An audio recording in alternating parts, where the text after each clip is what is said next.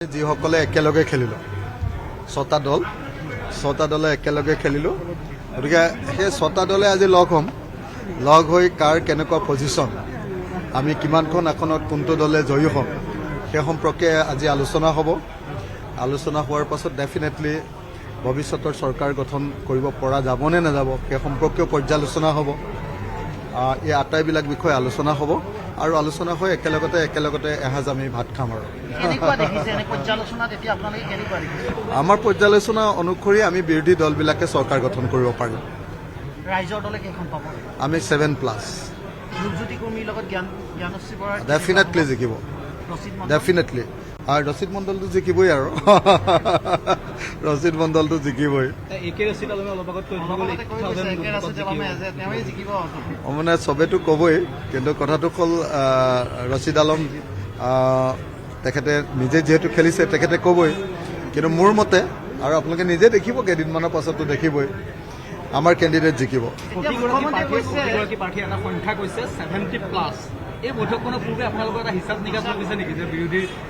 মানে 70 পৰা 80ৰ ভিতৰত আমি আসন পাম 70ৰ পৰা 80ৰ ভিতৰত আমি আসন পাম আৰু আপোনালোকে নিশ্চিতভাৱে দেখিবলৈ পাব যে এইবাৰ এটা মিৰাকুলাছ ঘটনা ঘটিছে আমি বিৰোধী দলে যিমান কষ্ট কৰিছোঁ তাতকৈ ৰাইজে বেছি কষ্ট কৰিছে এইবাৰ বিৰোধী দলে যিমান বেছি চেষ্টা কৰিছে তাতকৈ এইবাৰ ৰাইজে বেছি প্ৰাৰ্থনা কৰিছে এইবাৰ সকলোৱে বিচাৰিছে যে হিটলাৰ হিমন্ত বিশ্ব শৰ্মাক এইবাৰ শাসনৰ পৰা খেদি দিয়া হওক এইবাৰ সকলোৱে বিচাৰিছে যে আমাৰ স্বেচ্ছাচাৰী শাসন আমাৰ ফেচিষ্ট শাসন বিজেপি আৰু RSSৰ শাসন এইবাৰ ওফৰাই পেলোৱা হওক অসমৰ জনতাক এওঁলোকৰ অগণতান্ত্ৰিক স্বৈৰতান্ত্ৰিক হিটলাৰী কাৰ্যকলাপৰ পৰা বচোৱা হওক আমাৰ দেশৰ গোটেই ব্যৱসায় বাণিজ্য শেষ কৰি পেলাইছে বিজেপিয়ে ব্যৱসায়ীবিলাকক বচোৱা হওক আমাৰ দেশত বস্তুৰ মূল্য বৃদ্ধি ইমান বেছি হৈ গৈছে মানুহ টিকিব নোৱাৰা হৈছে মানুহৰ বাক স্বাধীনতা নাইকিয়া হৈ গৈছে এই সমস্ত বিপদৰ পৰা অসমৰ মানুহক বচাবৰ কাৰণে এইবাৰ অসমৰ মানুহে প্ৰাৰ্থনা কৰিছে যে এইবাৰ বিজেপি পৰাভূত হওক হিমন্ত বিশ্ব শৰ্মা পৰাভূত হওক সেইকাৰণে আমি যিবিলাক মানে একেবাৰে জিকিবই বুলি ভবা নাছিলোঁ সেইবিলাক মানুহৰো এইবাৰ আমাৰ কণ্টেষ্ট হৈছে এইবাৰ অভূতপূৰ্ব এটা ইলেকশ্যন হৈছে আপোনালোকে যদিও মুকলিমূৰীয়াকৈ কথাখিনি কোৱা নাই যদিও চৰকাৰে 90+ পাম বুলি কৈ আছে কিন্তু আপোনালোকে নিজে দেখিবলৈ পাব যে বিজেপি আৰু NDA 30ৰ পৰা 40ৰ আসন পাব আৰু বিৰোধী দলবিলাকে 70ৰ পৰা ওপৰলৈকে কিমান যাব পাৰে সিমান আসনলৈ আগবাঢ়ি যাব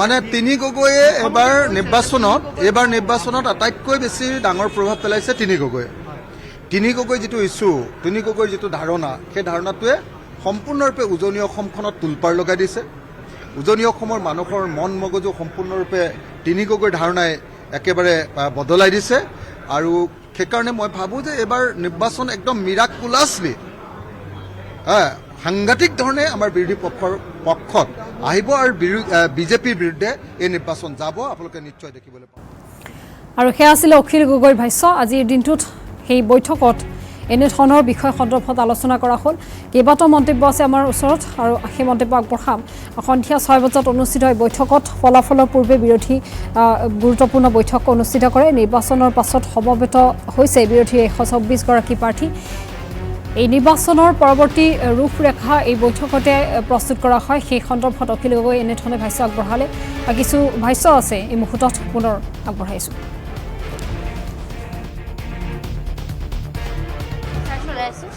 তাতকে বহুত বেছি ৰাইজে প্ৰচাৰ চলাইছে মৰিয়নীবাসীয়ে প্ৰচাৰ চলাইছে এইবাৰ নিৰ্বাচনত গতিকে মই 100% আশাবাদী নহয় আমি জিকিম মৰিয়নীবাসীৰ জয় হ'ব এবাৰ কাৰণ মৰিয়নীবাসীয়ে বহু আগতেই সিদ্ধান্ত লৈছিল যে যি আচলতে 35 বছৰীয়া কৰ্মী পৰিয়ালৰ শাসন আছে এই শাসনৰ অৱসান ঘটাব লাগে আৰু এই যুঁজখন মই কৈছোঁৱে যে মই নহয় ৰাইজে চলাইছে মই এই যুঁজখনক মোক এইদৰে আগবঢ়াই লৈ যোৱাৰ বাবে মোৰ প্ৰত্যেকটো পদক্ষেপত আচলতে মোতকৈ বেছি কষ্ট মৰিয়নীবাসী ৰাইজে কৰিছে ৰাইজৰ দল আমাৰ জাতীয় কংগ্ৰেছ জাতীয় পৰিষদ CPIM CPIML প্ৰতিটো দলৰ কৰ্মকৰ্তা আৰু দলমত নিৰ্বিশেষে আমি জাতীয়তাবাদী ভাৱধাৰাৰ মানুহ ৰাষ্ট্ৰীয়তাবাদী ভাৱধাৰাৰ মানুহ বিজেপিৰ লগত জড়িত মানুহ অসম গণ পৰিষদৰ লগত জড়িত মানুহ, কোনো দল সংগঠনৰ লগত জড়িত নোহোৱা যুৱ প্ৰজন্মৰ মানুহ, মহিলাসকল সকলোৱে এবাৰ মোক সহযোগ কৰিলে, সকলোৱে মোক বহুত বেছি সহায় কৰিলে আৰু ক'ৰবাত প্ৰচাৰটো যথেষ্ট ধনাত্মক হ'ল। আমাক বাধা দিয়া হৈছিল, আপোনালোকে দেখিছে বাগানসমূহত সোমাবলৈ বাধা দিয়া হৈছিল, কিন্তু তাৰ পাছত সেই বাধা নেওচি বাগানসমূহৰ যুৱ প্ৰজন্ম আৰু বাগানসমূহৰ মহিলাসকল মোৰ পক্ষত ওলাই আহিল। গতিকে যথেষ্ট ভাল লগা অনুভৱ, মোৰ বাবে প্ৰথম অনুভৱ, কিন্তু খুবেই ধনাত্মক। মই ভাবিছোঁ যে এনেদৰেই আচলতে পৰিৱৰ্তনৰ কথাবোৰ আমি ক'বগৈ পাৰিম। আৰু এই ধৰণে নিৰ্বাচনক লৈও এক প্ৰকাৰ নিশ্চিত বুলি উল্লেখ কৰিছে বিভিন্নজনে। আৰু এই বৈঠকত আজিৰ দিনটোত যিসকল প্ৰাৰ্থীটো আগবঢ়াইছিল সেইসকলকো এই বৈঠকতে মিলিত হোৱা পৰিলক্ষিত হৈছে। আৰু এই বৈঠকৰ অন্তত কেইবাগৰাকীও এনেধৰণে ভাষ্য আগবঢ়াইছে। আমাৰ হাতত আৰু ভাষ্য আছে, এই মুহূৰ্তত আগবঢ়াইছোঁ। কৰি ভালকৈ ভোটটো যেন দিছে হয়। আজি ফাৰ্ষ্ট টাইম আমি লগ পাইছোঁ, খুব ভাল লাগিছে। কেনেকুৱা হ'ব চেণ্ট্ৰেল গুৱাহাটী? হয়, বহুত আশা আছে আৰু আমি যিহেতু এটা ভাল ষ্ট্ৰং ফাইট দিছোঁ, চ' এতিয়া আশা ৰাখিছোঁ যে মধ্য গুৱাহাটী সমষ্টিৰ ৰাইজে আমাক চিন্তা কৰি ভালকৈ ভোটটো যেন দিছে হয়। মুখ্যমন্ত্ৰীয়ে আপোনাক নিৰ্বাচনৰ পিছতো এৰা নাই? হয়, এৰা নাই মানে আপুনি কি ক'ব বিচাৰিছে? কমেণ্ট কৰি আছে? হয়, চাওক এতিয়া নাজানো তেওঁ কি ভাবি এইবোৰ কৰি আছে, কিন্তু আমি যিহেতু নিজৰ কাম কৰি গৈছোঁ আৰু হয় এইটো ইমান আমি গুৰুত্ব দিয়া নাই তেওঁ কি কৈ আছে কি কোৱা নাই। হয়, আপুনি কিমান ভোটত জয়ী হ'ব দেখা পাব? চাওক সেইটোতো নাজানো, এতিয়া 4 তাৰিখে গম পাম। আৰু কিবা পৰিকল্পনা আছে? নতুন কিবা পৰিকল্পনা কথা? পৰিকল্পনা নাই, এতিয়া আমি চাওঁ 4 তাৰিখৰ সেইটো লৈ আশা ৰখি আছোঁ যে কি হয়, মধ্য গুৱাহাটী সমষ্টিৰ ৰাইজে কি বিচাৰিছে তাৰপিছত দেখা যাব। হয়, সেইটোৱে সুদূৰ ডাঙৰীয়ানী বিজেপিয়ে আপোনাৰ সমষ্টিটোত কৈ আছে যে তেওঁলোকে এটা হিচাপ নিকাচ দি আছে, 50 কোনোবাই দিছে 50, কোনোবাই দিছে 60। হয়, আপোনাৰ হিচাপ নিকাচত ভোটৰ অংক চাওক মই সেইকাৰণে একো হিচাপ নিকাচ মই আমাৰ ফালৰ পৰা একো এনেকুৱা নাই। আমি 4 তাৰিখে যিহেতু কাউণ্টিং ডে, আমি ভালকৈ চাম। আমি নিজৰ তাতে কাউণ্টিং এজেণ্টছখিনি ৰাখি আমি তাতে যি আমি কাউণ্টিঙৰ ডে দিনা যোনবোৰ আমি ভালকৈ কামবোৰ হৈছে নে নাই, কাউণ্টিংবোৰ হৈছে নে নাই, সেইটো এতিয়া বেছি গুৰুত্বপূৰ্ণ কথা। চ' সেইকাৰণে 4 তাৰিখেহে আমি আৰু সেয়া আছিলে মিত্ৰ দলৰ মধ্য গুৱাহাটীৰ প্ৰাৰ্থী কুংকি চৌধুৰীৰ ভাষ্য। নিৰ্বাচনৰ ফলাফলক লৈ এনেধৰণে ভাষ্য আগবঢ়ালে। এই মুহূৰ্তত লুৰিণজ্যোতিৰ ভাষ্য আছে, আগবঢ়াব বিচাৰিছোঁ। প্ৰথম কথা হ'ল যে আমি নিৰ্বাচন হৈ গ'ল, অহা 4 তাৰিখে ফলাফল আহিব। গতিকে ইতিমধ্যে আপোনালোকৰ মাজতো ব্যাপক চৰ্চা চলি আছে, পৰ্যালোচনা চলি আছে। গতিকে সমগ্ৰ অসমৰ 126টা বিধানসভা সমষ্টিৰ সকলো প্ৰাৰ্থী আহিব। আমিও সকলো সমষ্টিতে আচলতে কেনেকুৱা ধৰণৰ স্থিতি বা কি কথা সেইবোৰ আলোচনা কৰিম, পৰ্যালোচনা কৰিম। আৰু ইতিমধ্যে সেই কথা আমি কৈছোঁৱেই যে এটা পৰ্যালোচনা তাৰ পৰা এইটো আহিছে বিৰোধী চৰকাৰ হ'ব, এই কথাটো নিশ্চিত। আৰু ইতিমধ্যে শাসকীয় দলে তেওঁলোকৰ যিটো দুৰৱস্থা এইটো ইতিমধ্যে প্ৰকট কৰিছেই, কাৰণ মুখ্যমন্ত্ৰীৰ মুখতে এইবোৰ হতাশা ইতিমধ্যে প্ৰকাশ হৈছে। বিভিন্ন ধৰণৰ আক্ৰমণ চলিছে, ইছ্যু বাদ দি ব্যক্তিগত আক্ৰমণত লাগি গ'ল। এটা সময়ত ডিলিমিটেশ্যনৰ সময়ত কি কৰিছিলে, 104টা সমষ্টি তেওঁলোকৰ জিকিব পৰা তেওঁলোকৰ মানে স্কোপ আছে বুলি কোৱাৰ পিছত এতিয়া 90লৈ যেতিয়া নামিছে, তাৰমানে মৰেল ডিফিটটো হৈয়ে গ'ল, নৈতিক পৰাজয় হৈ গ'ল। আগতে কি কৈছে, ডিলিমিটেশ্যন হোৱাৰ পিছত 104টা সমষ্টিত বিজেপি জিকিব, আৰু ডিলিমিটেশ্যনৰ লক্ষ্যটো সেইটোৱে আছিলে। তাৰপাছত ডিলিমিটেশ্যন মানে সমষ্টি পুনৰ নিৰ্ধাৰণ কৰাৰ পাছত যেতিয়া 104টাৰ ঠাইত 90টালৈ নামিব লগা হৈছে অসমৰ মুখ্যমন্ত্ৰী, তাৰমানে গম পাব যে কিমান মৰেল ডাউন আছে। আৰু 100% তেওঁলোকৰ নিজৰ কথাটো গম পাইছে উজনি অসমত কিমান খহনীয়া হৈছে। আৰু এইবাৰ তেওঁলোকে মানে উদ্ধাৰ কৰিবৰ কাৰণে AIDFৰ পৰা প্লেয়াৰ হায়াৰ কৰিব লগা হৈছে। অসম গণ পৰিষদৰ যোগেদি সাম্প্ৰদায়িক তেওঁলোকৰ বি টিম, বিজেপিৰ বি টিমৰ এজেণ্টক AGPলৈ মাতি আনি হায়াৰ কৰিব লগা পৰিৱেশ এটা হৈছে। গতিকে এইবোৰে প্ৰমাণ কৰে তেওঁলোকৰ কেনেকুৱা দুৰৱস্থা চলি আছে। গোটেই AIDFৰ প্ৰাক্তন বিধায়ক বা বিধায়কসকলক মাতি আনি AGPয়ে টিকেট দিয়া নাই জানো? আৰু বিজেপিৰো লক্ষ্যটো হৈ গ'ল যে গণ পৰিষদক নতুন AIDF বনাব লাগে। বিজেপিৰ মূল লক্ষ্যটো হৈ গ'ল যে অসম গণ পৰিষদ হাতী পাৰ্টিক নতুন অসমৰ নতুন মানে AIDF নতুন ধৰণৰ, কাৰণ আজমলৰ কাম নচলা হৈছে। আজমল এবাৰ নিজৰ সমষ্টিত বেয়াকৈ হাৰিব 40-50 হাজাৰ ডিফাৰেঞ্চত। এই গোটেই কথাটো চাই হিমন্ত বিশ্ব শৰ্মাই ভাবিছে যে এইখন মোৰ দোকানখন চলি থাকিব লাগিব হিন্দু মুছলমানৰ ৰাজনীতি। গতিকে গণ পৰিষদক তেওঁ AIDF বনাবৰ কাৰণে এইটো এটা মুখ্যমন্ত্ৰীৰ শেহতীয়া যিটো বতৰা এইবোৰে প্ৰমাণ কৰিছে পৰাজিত হ'ব। গতিকে অহা 4 তাৰিখলৈকে সকলোৱে অপেক্ষা কৰক। ভাল খবৰ অসমৰ ৰাইজলৈ আহি আছে। বিৰোধী ৰাজনৈতিক আমি ঐক্যবদ্ধ শক্তিয়ে জনগণৰ চিন্তাক ইছ্যুবোৰক জাতীয় প্ৰশ্ন জাতীয় বিষয় আমাৰ ভৱিষ্যতৰ পৰিকল্পনা জনগণৰ জীৱন জীৱিকা জাতীয় অৰ্থনীতি উঠি অহা নতুন প্ৰজন্মৰ সুৰক্ষিত ভৱিষ্যত আমাৰ মাটি ভেটি কৃষ্টি সংস্কৃতি ৰক্ষা এইবোৰক মূল বিষয় হিচাপে লৈ আগবাঢ়িছিলোঁ আৰু জনগণে ইতিমধ্যে এই বিষয়বোৰ গ্ৰহণ কৰিছে। আৰু সেইকাৰণে সমগ্ৰ অসমৰ বিভিন্ন প্ৰান্তত শেষৰ সপ্তাহটোত যি ধৰণৰ উৎসাহ মানুহৰ মাজত যি ধৰণৰ মানে টাৰ্ণ আউট ইতিহাসত নোহোৱাকৈ 85.92% এইটো ক'ত হৈছে আৰু হঠাৎ এইটো উজনি অসমৰ জিলাবোৰত 70-72% বেছি নোহোৱা জিলা সমষ্টিবোৰত 83-84% ভোটদান কৰিছে। এইটোৱে প্ৰমাণ কৰে এইটোৱে কিহৰ ইংগিত বহন কৰিছে।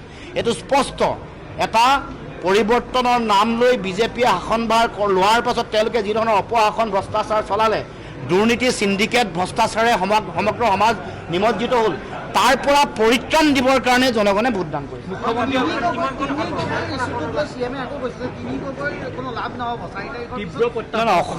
অসমৰ জনগণৰ যিটো ইচ্ছা আকাংক্ষা এইটোৱে প্ৰতিফলিত হ'ব। ইয়াত গগৈ কেন্দ্ৰিক শৰ্মা কেন্দ্ৰিক ৰাজনীতি তেওঁহে কৰে। ইয়াত অসমৰ জনগণৰ মূল চিন্তাক আমি প্ৰতিনিধিত্ব কৰিছোঁ আৰু জনগণে তেওঁলোকক ৰিজেক্ট কৰিছে তেওঁলোকক ৰিফিউজ কৰিছে তেওঁলোকক প্ৰত্যাখ্যান কৰিছে। 4 তাৰিখে এইটো কথা ওলাব। চাওক আমি আমাৰ গোটেই কথাবোৰ পৰ্যালোচনা কৰি আছোঁ। কিমান আসন পাম এই কথাটো এতিয়া ক'ব খোজা নাই কিন্তু আমি চাই আছোঁ ভাল ফলাফল আহিব। খোৱাং সমষ্টিটো কেতিয়াবাই আমি জিকিছোঁ। ব্যৱধান কিমান হ'ব এইটো 4 তাৰিখে চাব খুজিছোঁ। তেওঁলোকৰ মূল ভেটি বুলি তেওঁলোকে যিটো কৈ আছিলে উত্তৰ অসম আৰু উজনি অসম তাতে থৰক বয়স হৈছে। 20টাতকৈ বেছি চিটত তেওঁলোকৰ ভেটি কঁপনি উঠি গৈছে। যিবোৰ সমষ্টিত তেওঁলোকে প্ৰতিযোগিতা নহ'ব বুলি ভাবি আছিলে যেনে ধৰক তিনিচুকীয়া মাকুম তাত তেওঁলোকে প্ৰবল প্ৰত্যাহ্বানৰ সন্মুখীন হৈছে। তেওঁলোকে কোনো প্ৰত্যাহ্বান আগবঢ়াব নোৱাৰিম বুলি ভবা ডিমৌ মামৰা প্ৰবল প্ৰত্যাহ্বান। আপোনালোকে খবৰ লওক তেওঁলোকে নভবা মৰিয়নিকে ধৰি আন সমষ্টিৰ ডেৰগাঁও এই প্ৰবল প্ৰত্যাহ্বান তাতো তেওঁলোকৰ ফলাফল বেয়া হ'বতো নিশ্চিত। আপুনি ক'লে যে AIUDFৰ পৰা হায়াৰ প্লেয়াৰ আনিবলগীয়া হ'ল বিন্দাকান্দিত কি হ'ব? বিন্দাকান্দি 20-25 হাজাৰ ভোটত জিকিম আমি। মানে আজমলৰ যিখন বজাৰ চলাই আছে সাম্প্ৰদায়িকতাৰ বজাৰ এইবাৰ শেষ হ'ব। যোৱাবাৰ ধুবুৰীত শেষ হৈছিল এবাৰ তেওঁৰ নিজৰ গৃহভূমিত মাতৃভূমিত তেওঁৰ যিটো সাম্প্ৰদায়িকতাৰ খেলটো সেইটো সম্পূৰ্ণৰূপে ধূলিসাৎ হ'ব। এইটো তেওঁলোকৰ নিজৰ কথা কৈ আছে অৱচেতন মনত সোমাই আছে। বিজেপিৰ নিজৰ চিটৰ সংখ্যা মুখ্যমন্ত্ৰী হিমন্ত বিশ্ব শৰ্মাৰ নিজৰ অৱচেতন মনত সোমাই। আৰু সেয়া আছিলে লুৰিণজ্যোতিৰ ভাষ্য। লুৰিণজ্যোতি গগৈ এক প্ৰকাৰ মুখ্যমন্ত্ৰীৰ নৈতিক পৰাজয় হৈছে বুলি উল্লেখ কৰিছে। লগতে 90 আসনলৈ ডিলিমিটেশ্যনৰ সময়ত 104 আসন পাব বুলি 90 আসনলৈ নামি আহিছে বিজেপিয়ে। আৰু লগতে খোৱাং সমষ্টি জয় নিশ্চিত বুলি এক প্ৰকাৰ মন্তব্য প্ৰকাশ কৰিছে। এই মুহূৰ্তত গৌৰৱ গগৈৰ ভাষ্য আহি পৰিছে। গৌৰৱ গগৈৰ ভাষ্য আগবঢ়াইছোঁ। আজি পৰ্যালোচনা বৈঠক নহয়, বাস্তৱভাৱে নিৰ্বাচনৰ পিছত আমি গোটেইবোৰ প্ৰাৰ্থীসকল দলৰ জ্যেষ্ঠসকল যিসকলে যোৱা নিৰ্বাচনী প্ৰচাৰত যথেষ্ট কষ্ট কৰিলে আমি সকলোৱে একগোট হৈ বহি এটা সুবিধাটো আমি পোৱা নাই আৰু প্ৰদেশ কংগ্ৰেছৰ ফালৰ পৰা আমি সকলোকে শুভেচ্ছা দিবলৈ বিচাৰিছোঁ।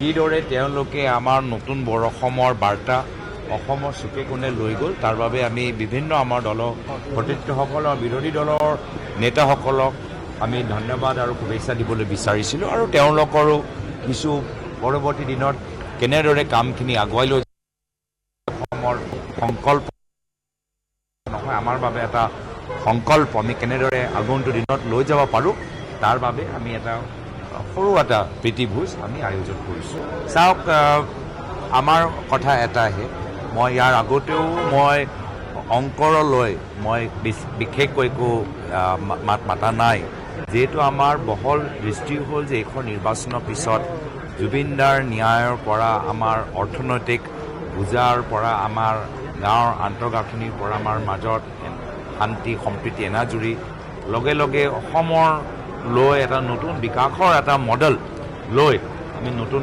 অসমৰ এটা সংকল্প লৈছোঁ, এটা বহল দৃষ্টি লৈ আমি এই নিৰ্বাচনী ৰণত নামিছোঁ, যাৰ ফলত আমি বহুতে আমাক মই ভাবোঁ প্ৰথমবাৰ বাবে কংগ্ৰেছক বা বিৰোধী দলসকলক সমৰ্থন দিব।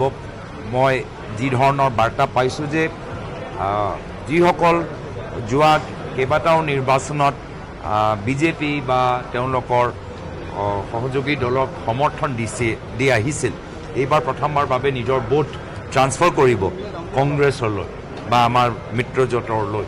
তো সেইকাৰণে যি বহল সংকল্প লৈছোঁ তাৰ লৈ বহুতখিনি কাম কৰিবলগীয়াও আছে। আৰু যি এটা অসম ভাঙি চুৰমাৰ কৰি যোৱা 10 বছৰত বিজেপি দলৰ নেতৃত্ব বিশেষকৈ হিমন্ত বিশ্ব শৰ্মা ডাঙৰীয়াক সৃষ্টি কৰিছে, সেই ভাঙি যোৱা অসমখন আমি কেনেদৰে আকৌ একত্ৰিত কৰিব পাৰোঁ, শক্তিশালী কৰিব পাৰোঁ, সবল কৰিব পাৰোঁ, তাৰ বাবে বহুতখিনি কাম আগন্তুক দিনতো কৰিবলগীয়া আছে। তো সেইকাৰণে আমাৰ নিৰ্বাচনৰ ফলাফল লৈহে আমি সন্তুষ্ট হ'ব নোৱাৰোঁ, তাৰ পৰৱৰ্তী সময়ত বাস্তৱ কামখিনি আৰম্ভ হ'ব।